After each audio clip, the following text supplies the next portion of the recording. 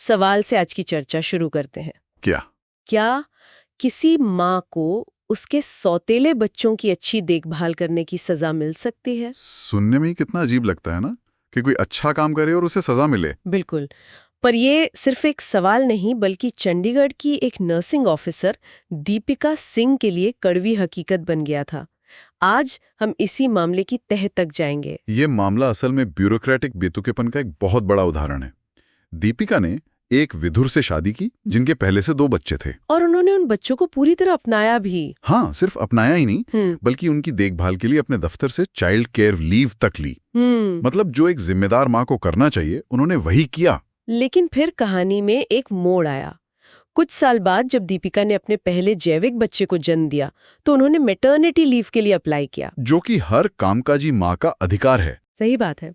पर उनके विभाग ने छुट्टी देने से साफ मना कर दिया।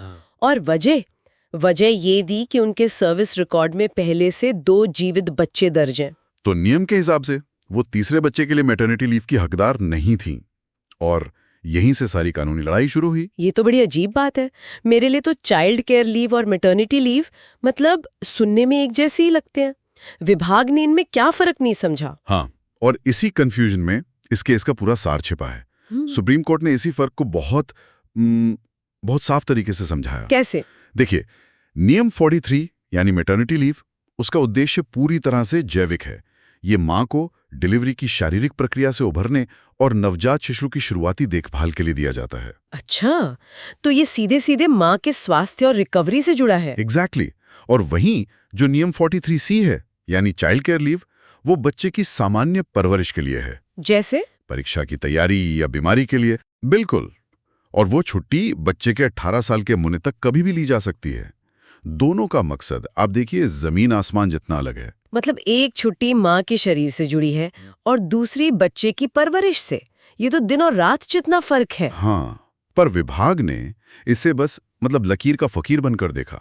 उनके लिए रिकॉर्ड में 2 बच्चे का मतलब बस 2 बच्चे था। और सुप्रीम कोर्ट ने इसी सोच पर चोट की। सही। कोर्ट ने कहा कि आप कल्याणकारी कानूनों को मशीन की तरह नहीं पढ़ सकते हैं।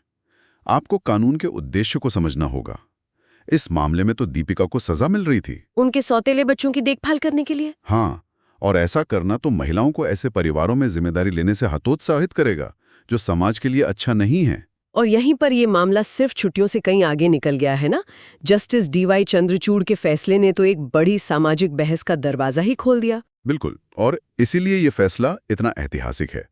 कोर्ट ने कहा कि कानून को ये मानना बंद करना होगा कि परिवार का मतलब सिर्फ एक माँ, एक पिता और उनके जैविक बच्चे होते हैं। उन्होंने असामान्य परिवारों या एटिपिकल फैमिलीज की बात की। हाँ, जैसे पुनर्विवाह से बने परिवार, सिंगल पेरेंट वाले घर या फिर क्वेयर रिलेशनशिप्स। कोर्ट ने माना कि परिवार का ढांचा बदल रहा है और कानून को भी इस हकीकत को अपनाना ही होगा। मुझे कोर्ट की वो टिप्पणी याद आ रही है, प्यार और परिवार के ये रूप शायद परंपरागत न हो लेकिन वे उतने ही वास्तविक हैं।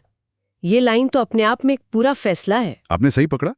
इसे ही सोशल कॉन्टेक्स्ट एडजुडिकेशन कहते हैं। मतलब अदालत कानून की व्याख्या समाज की बदलती हकीकत के हिसाब से करती है।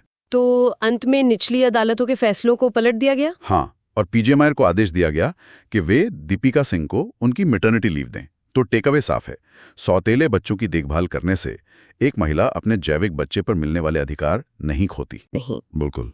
ये फैसला याद दिलाता है कि परिवार खून या कानूनी खांचों से नहीं बल्कि प्यार और देखभाल से बनता है।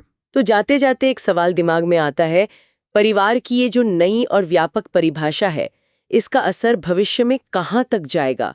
क्या ये सिंगल फादर्स या LGBTQ समुदाय से जुड़े अधिकारों के मामलों को भी प्रभावित कर सकता है? ये देखना दिलचस्प होगा।